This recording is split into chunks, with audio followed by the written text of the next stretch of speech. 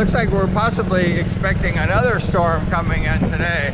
It was really heavy yesterday. It like rained all day. It didn't stop at all. So that wasn't that good when you have all day rain. Hopefully today's a lot better. The ocean's very rough. There's lots of motorcycles around. Hopefully today is going to be better.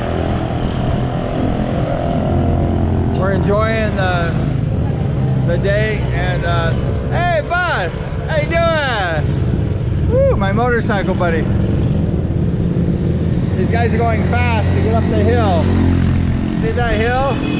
They have to haul butt to get up that hill, because if they have a load of people, they never make it. So this is the new streets of Boracay. They're looking pretty good. They got the new telephone poles way up high. They got to cut these other lines down because they're too low. And then they're moving everything up high, which is really great. So, just enjoying the day, getting ready for the typhoon, the next typhoon to come. It seems like we're in a rainy weather here. That's okay.